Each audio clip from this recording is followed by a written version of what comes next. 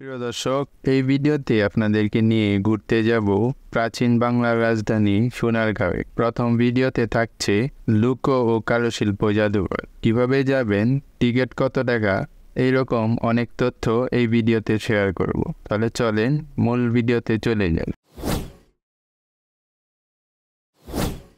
নারায়ণগঞ্জের সোনারগাঁও লুকো ও কারুশিল্প এবং পানাম সিটি ভ্রমণ করতে হলে চলে আসতে হবে গুলিস্তান বাইতুল মুকাররম মসজিদের সামনে। সেখান থেকে অনেক ধরনের বাসে করে আপনারা নারায়ণগঞ্জ সোনারগাঁও চলে যেতে পারবেন। তবে স্বদেশ এবং ডুয়েল এই বাস দিয়ে গেলে খুব সহজেই এবং অল্প সময়ে নারায়ণগঞ্জ সোনারগাঁও চলে যেতে পারবে। বাসের ভাড়া নিবে 65 টাকা। সময় লাগবে 1 থেকে 1.5 ঘন্টা। জ্যাম থাকলে সময়টা আরো বেশি লাগবে। মুগরাপাড়া বাস স্ট্যান্ড বাস থেকে নেমে সেখান থেকে অটো রিক্সা অথবা সিএনজি করে খুব সহজেই পানাম সিটিতে চলে যাওয়া যাবে। লোকাল মানুষের সাথে মিলে গেলে ভাড়া নিবে 10 টাকা, আর সিএনজি এবং অটো রিক্সা রিজার্ভ নিয়ে গেলে ভাড়া 30 টাকা নিবে। পানাম সিটিতে যাওয়ার পথেই লুকো ও কারুশিল্প জাদুঘর অবস্থিত।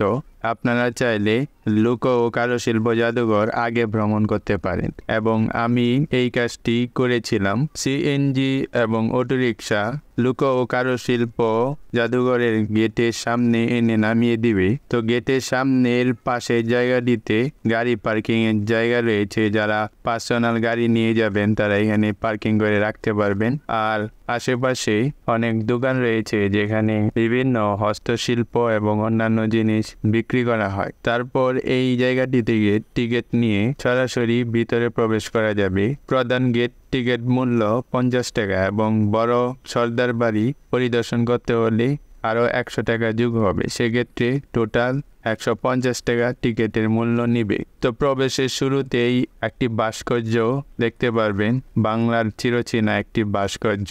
তারপর সামনের দিকে এগিয়ে গেলেই প্রথমে রয়েছে বড় সর্দার বাড়ি। আগেই বলেছি বড় সর্দার বাড়ি পরিদর্শনের জন্য 100 টাকা টিকিট মূল্য লাগবে। তো এই টিকিটটি দেখিয়ে আপনারা সহজেই সর্দার বাড়িতে প্রবেশ করতে পারবেন। সো প্রিয় দর্শক, রয়েছি বাংলাদেশ লুকো এবং কারুশিল্প জাদুঘরে। তো লুকো এবং কারুশিল্প জাদুঘরের প্রথমে রয়েছে এই সর্দার বাড়ি। আপনারা প্রথমে এই সর্দার বাড়িটি পরিদর্শন করতে পারেন। তারপর ওই পাশে হচ্ছে সামনের দিকে হচ্ছে লুকো এবং কারুশিল্প জাদুঘর। তো আমি এখন এই সর্দার বাড়িতে প্রবেশ করব এবং ভিতরে কী কী আছে এই সব কিছু আপনাদেরকে দেখানোর চেষ্টা করব। তাহলে চলেন যাওয়া যাক। আমিও টিকিটটি দেখিয়ে সর্দার বাড়িতে প্রবেশ করলাম। তো সর্দার বাড়িটি অনেক বড়। প্রথমেই একটি বিষয়ে কথা বলতে চাই, সেটি হচ্ছে সর্দার বাড়িটির নিচতলায় শুধু আপনারা পরিদর্শন করতে পারবেন, উপরে ওঠা যায় না। উপরের রাস্তাগুলোতে সবসময় তালা লাগানো থাকে। তো 100 টাকার টিকিট দিয়ে শুধু নিচতলায় পরিদর্শন করাটা অনেকটা বেশি হয়ে যায়। তো আপনারা এই বিষয়টি মাথায় রাখতে পারেন। আর সর্দার বাড়িতে তেমন কিছু নাই।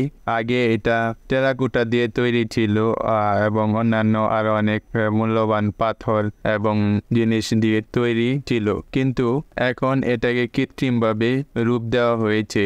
বর্তমান যে ইট পাথরের বাড়ির মতোই মনে হয়। তো পুরা প্রাসাদটি পরিদর্শন করা গেলে 100 টাকার টিকিট তেমন বেশি মনে হতো না। তবে শুধু নিচতলায় ঘোরার জন্য 100 টাকার টিকিট অনেক বেশি আমার কাছে মনে হয়েছে। তো প্রিয় দর্শক, আপনারা চাইলে এই বড় সর্দার বাড়িটি ঘুরে দেখতে পারেন। এখানে অনেক ধরনের ঐতিহ্যবাহী জিনিস সংগ্রহে আছে, যেমন মাটির জিনিস তৈরি করার চাকা, মাটির বিভিন্ন জিনিস, মাটির বড় বড় কলস সংগ্রহ করা আছে, নাঙ্গল, যে নাঙ্গল দিয়ে হাল চাষ করা হয়। এছাড়াও ঐতিহ্যবাহী অনেকগুলো জিনিস এই বাড়িটিতে সংগ্রহে রয়েছে। আর বাড়িটির দুই পাশে 2টি পুকুর রয়েছে। 2টি পুকুরে 2টি করে 4টি ঘাট রয়েছে। এই পুকুরগুলোতে আপনারা চাইলে ঘাটে যে হাত মুখ ধুয়ে নিতে পারবেন অথবা সময় কাটাতে পারবেন।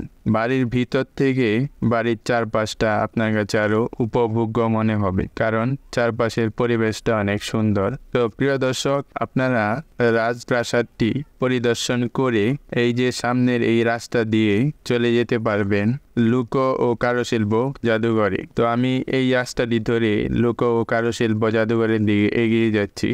প্রিয় দর্শক, ওই যে আমার ওই পাশটিতে রয়েছে হচ্ছে সর্দার বাড়ি, যেটা প্রধান গেট দিয়ে ঢুকতেই প্রথমে পড়ে। তারপর হচ্ছে এই যে আমার পিছন দিকে হচ্ছে লোকশিল্প, লুকা এবং কারুশিল্প জাদুঘর।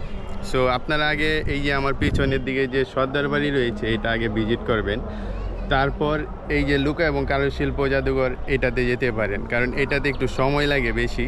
এখানে অনেক জিনিস রয়েছে, বাংলার ঐতিহ্যবাহী অনেক জিনিস এই লুকা এবং কারুশিল্প জাদুঘরে রয়েছে।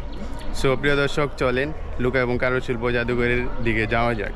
লোক ও কারুশিল্প জাদুঘরে প্রবেশের আগ মুহূর্তে এই যে এই সংগ্রহশালাটি রয়েছে, একটি ঘর যেখানে বাংলার ঐতিহ্যবাহী বিভিন্ন ব্যবহার্য জিনিস সাজিয়ে রাখা হয়েছে, যেগুলো দেখে আপনার ঐতিহ্যবাহী অনেক জিনিসের ধারণা তৈরি হবে, যে জিনিসগুলো গ্রাম বাংলার প্রাচীন থেকে বর্তমান সময় পর্যন্ত ব্যবহার হয়ে আসছে। তারপর লোক ও কারুশিল্প প্রবেশের শুরুতেই বঙ্গবন্ধুর অনেকগুলো ছবি রয়েছে, যেখানে বঙ্গবন্ধুর বিভিন্ন কার্যক্রম তুলে ধরা হয়েছে। তো এই ছবিগুলো দেখে আপনারা তারপর প্রথম তলায় পরিদর্শন করতে পারবেন।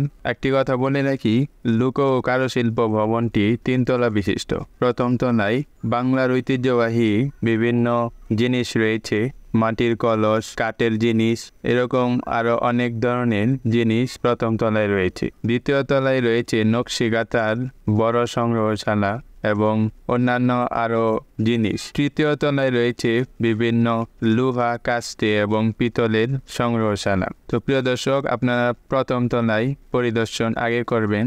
তো প্রথম তলায় অনেক ধরনের জিনিস দেখতে পাবেন। তো এই জিনিসগুলো দেখে আপনার প্রাচীন গ্রাম বাংলার ঐতিহ্যবাহী অনেক জিনিসের ধারণা তৈরি হবে। তো প্রিয় দর্শক, প্রথম তলা পরিদর্শন শেষ হলে আপনারা এই সিঁড়িটি ধরে দ্বিতীয় তলার উদ্দেশ্যে চলে যাবেন। তো এই সিঁড়িটিতে অনেক নকশি কাঁথা দেখতে পাবেন, যেগুলো দেওয়ালে সংগ্রহ করা হয়েছে। তো তৃতীয় তলায় এসে আপনারা অনেক ধরনের নকশি কাঁথা দেখতে পাবেন, যে নকশি কাঁথাগুলো বিভিন্ন ডিজাইনের। আসলে নকশি কাঁথা বাংলার ঐতিহ্যের একটি বড় অংশ। গ্রামের নারীরা বাড়িতে তাদের নিপুণ হাতে নকশি কাঁথা তৈরি করত। তাদের অসাধারণ প্রতিভার প্রকাশ ঘটাতো এক একটি নকশি কাঁথাতে। বিভিন্ন ডিজাইনের নকশি কাঁথা গ্রামের নারীরা তৈরি করত, যেগুলো বিদেশেও রপ্তানি হতো।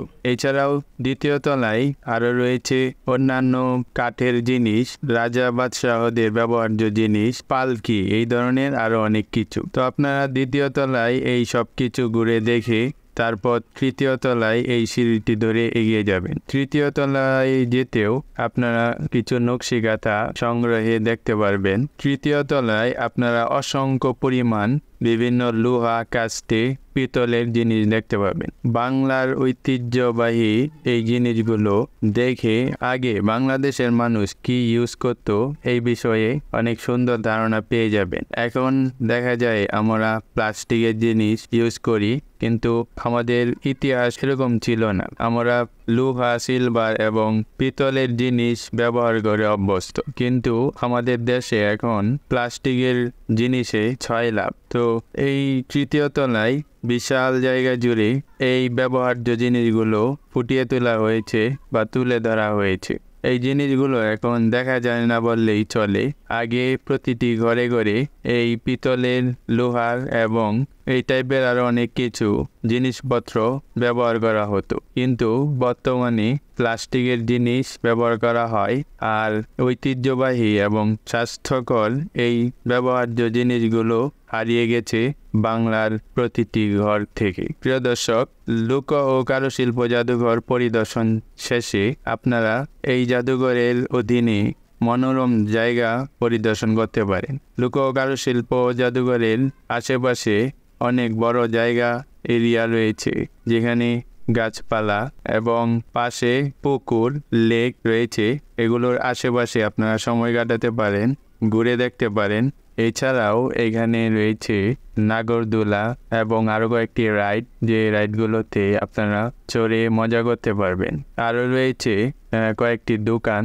এই দোকানগুলো থেকে বিভিন্ন ধরনের খাবার সংগ্রহ করে এই জায়গাটিতে বসে বা আশেপাশে যে কোনো জায়গায় বসে খেতে পারবেন। এই জায়গাগুলোতে রয়েছে আরো অনেক ধরনের গাছগাছালি, পাখির শব্দে নিরিবিলি পরিবেশে উপভোগ করতে পারবেন অনেক সুন্দর মুহূর্ত। প্রিয় দর্শক, লোক ও কারুশিল্প জাদুঘরের ভিতরে কি কি আছে এবং কিভাবে আসবেন এই সব কিছু আমি দেখানোর চেষ্টা করেছি। ভিডিওটি যদি ভালো লাগে তাহলে ভিডিওতে একটি লাইক দিবেন, আর এই ধরনের ভিডিও দেখতে চাইলে আমার চ্যানেলটি সাবস্ক্রাইব করে রাখতে পারেন। পরবর্তী ভিডিও দেখার আমন্ত্রণ জানিয়ে আজকের মতো এখানেই শেষ করছি। সবাই ভালো থাকবেন, সুস্থ থাকবেন। আল্লাহ হাফেজ।